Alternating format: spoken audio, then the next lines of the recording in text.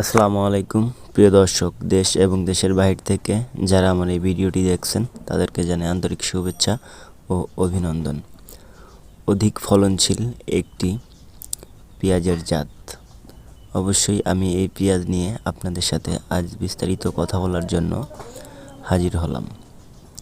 প্রিয় দর্শক, পেঁয়াজ এবং পেঁয়াজের দানা ইত্যাদি কৃষি বিষয়ক সকল তথ্য আমার এই চ্যানেলে আপনারা সবসময় পেয়ে থাকেন। তো অনেক ভাই বলেছিলেন, ভাই ভালো মানের একটি পেঁয়াজের বীজ বা জাত নিয়ে কথা বলেন।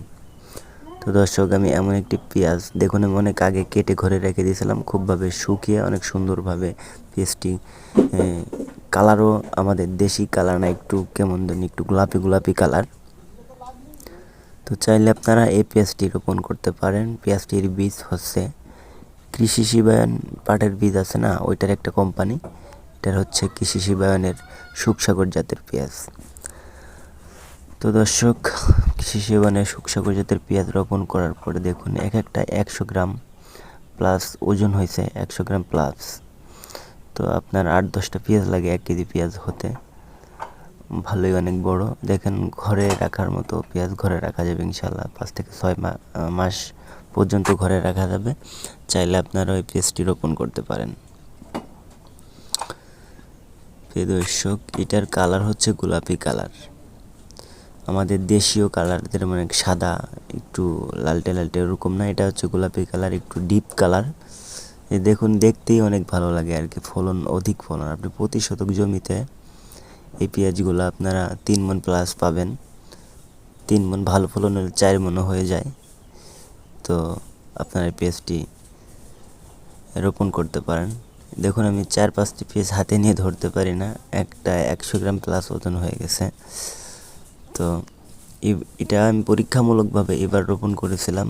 100 গ্রামের একটি প্যাকেট কৃষি শিবায়নের সুখসাগর, 100 গ্রামের একটি প্যাকেট রোপণ করার পরে তো আপনার অনেকেই অনেক ভালো লাগে দেখতে। তো কালারগুলো অনেক ডিপ কালার, অনেকেই আপনার জোন কৃষক যারা কাজ করছিল তারা অনেকেই হাতে হাতে কয়েকটা নিয়ে গেছে, আর বাচ্চা কাচ্চা ছিল অনেকেই, তারা সবাই এই পেঁয়াজগুলো নিয়ে গেছে। তো আছে আমার কাছে কিছু পেঁয়াজ আছে 4 থেকে 5 মণের মতো।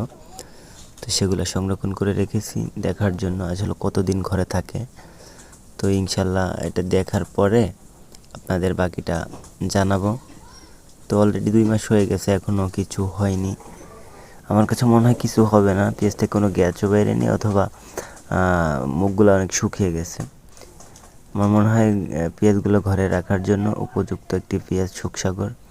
চাইলে আপনারা ওই পেঁয়াজটি রোপণ করতে পারেন।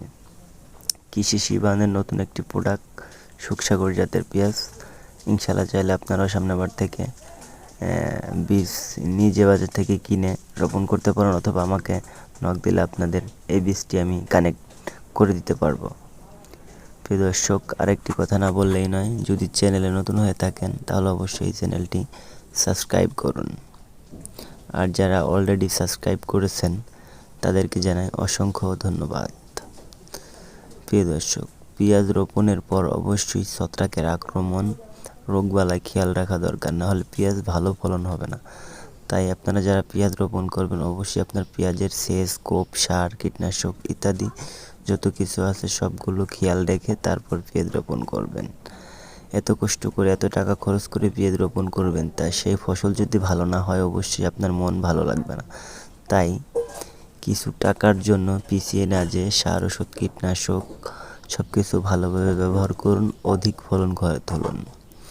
কৃষি শিবায়নের এই বীজটি চাইলে আপনারাও সামনেবার থেকে এই রোপণ করতে পারেন। ইনশাল্লাহ আমি আশা আছে সামনেবার থেকে বেশি করে রোপণ করব এবং ঘরে রাখার চেষ্টা করব। চাইলে আপনারাও এটি করতে পারেন। তো দর্শক, আজকের মতো এখানেই বিদায় নিচ্ছি। খুদা হাফেজ।